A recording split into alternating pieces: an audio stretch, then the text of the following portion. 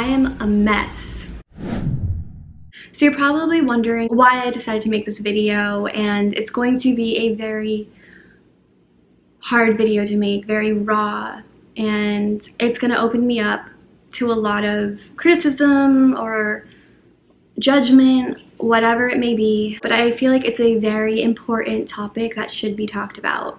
I don't think a lot of people understand how hard it is to deal with anxiety and depression. When you hear those words, some people just think, oh, you can snap out of it, or oh, it's just a bad day, you'll get over it. No. For anyone that knows me personally knows that I suffer with severe anxiety. I can thank my childhood for that, which I assume is why a lot of people have anxiety, or you know, it's hereditary. I don't know really what causes it, I just know my story and what caused it for me. This is gonna be a rough video. I don't even know where to start. This is kind of embarrassing, but it's fine, you know, to help other people, it's okay. Anxiety and depression is not something to be taken lightly. It ruins lives, it ruins friendships, relationships, it ruins your self-esteem. I can't tell you how many friends and people, boyfriends that I've lost due to my own sanity. I push them away as anybody with anxiety does. You know, your mind tricks you into thinking that their intentions are evil, that everyone's gonna hurt you. Those are like the basics of what anxiety does. But what it really does is it makes you pick at your skin. I pick at my skin a ton. I make myself bleed, and it's out of a nervous habit. And I bite my nails. My nails are so gross because I bite them until they bleed. I do it out of nerves. When I'm super anxious, I just start chewing away, and then I'll chew at the skin on the side of the nail and I'll bleed there, as I'm doing literally right as we speak, because making this video is making me anxious. So growing up, I was the girl that talked too much in school because I grew up not really being able to talk to my parents. Literally, I was always in my room and I felt very unwanted by the very people who are supposed to want me the most, right? I would go to school thinking, you know, maybe people there will want me, and turns out they didn't either. I was always made fun of for talking too much, being annoying, being a pest. Nobody wanted me around. I also smelled like cigarettes because my parents smoked, and I would get made fun of for that too. I couldn't escape at school, and I couldn't escape at home, and eventually, you know, you grow up, you're a teenager, bullying isn't as big anymore, but I still always felt like I was that annoying little girl. I think a lot of people can relate to that. Like, you feel like you're trapped in your head of what you used to be, and how people see you now is not how you see yourself. You see yourself as that annoying person that people hate, but you're not. That's the pill I still can't swallow. I still look at myself and see the annoying girl that just talked too much, and now I'm very quiet, I'm very introverted, I don't talk much, I don't make friends. I personally prefer to stay in my room all day. I live in my room. My room is my safe place, and I don't like leaving it, because when I leave it, I feel like I'm opening myself up to things that can trigger me. It's a very sad lifestyle, and people think I'm always happy because I'm posting pictures when I travel. And even during those travels, sometimes I'll just stay in my hotel room.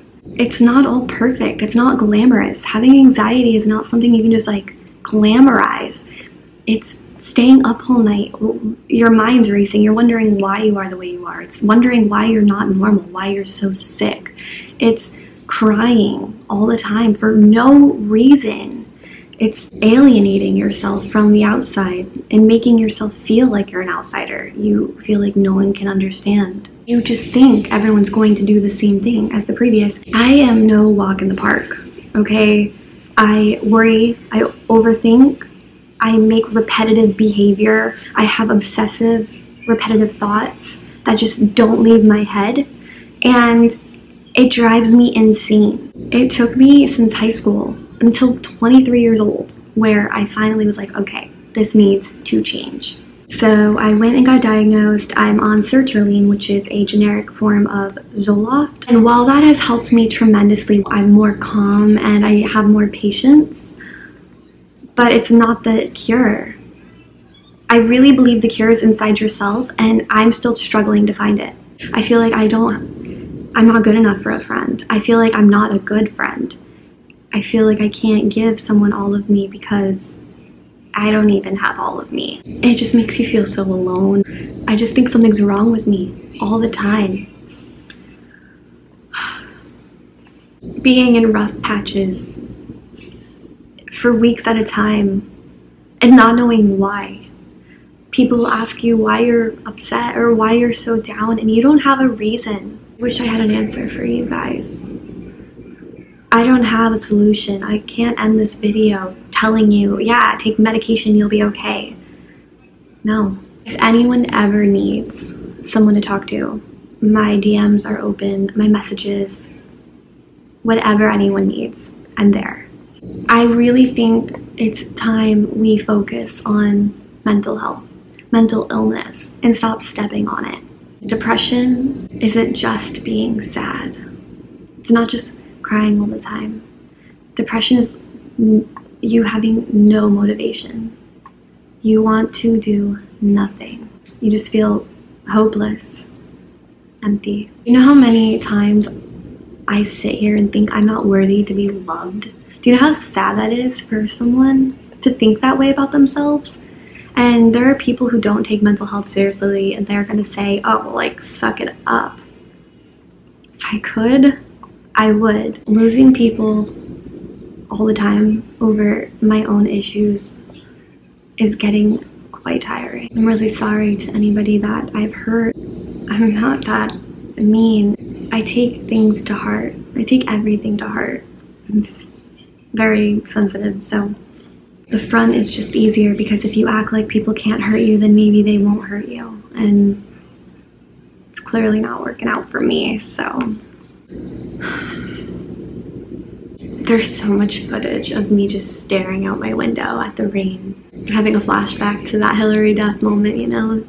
Let's go back. That wasn't funny. All I know is I'm not gonna let it win. I'm gonna do everything I can to help myself and help everybody else. And I will take you guys along with my journey. I really want to be a source to anybody that needs it. And depression can often lead to suicide. I'm the girl that has once taken one too many prescriptions.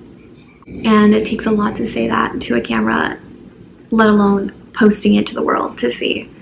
But I think it's so important. I'm still here today, and I'm here to share my story, my experiences, and I'm here to help everybody else. I'm much better than I was. It's a slow progress, but it is progress. And that's all that matters, is that you're making progress. One thing I forgot to mention is an emotional support animal.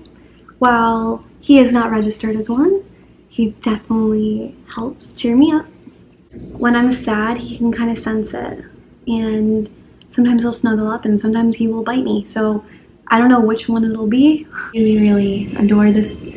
Hey, I'm talking about you. Do you think I'm crazy? Do you think I'm crazy? The beauty of dark circles and sleep deprived. I haven't gotten sleep all week, so very fun, love that. I don't know how to end this, so I'm just gonna say I love all of you, and I hope this video can give some insight to someone. I have a very hard time getting my thoughts down and putting it in order, so I think for my next video I'm gonna like write note cards, write bullet points, and just keep it next to me so I can look at it and be like, okay, now I can talk about this, and it'll have like a more smooth transition. But I think it's good because this shows that I'm very all over the place, and that's exactly how my mind works. Just all over the place. This was a very raw video. I didn't pre-write anything. Just remember, you are not alone. I promise. I'm here.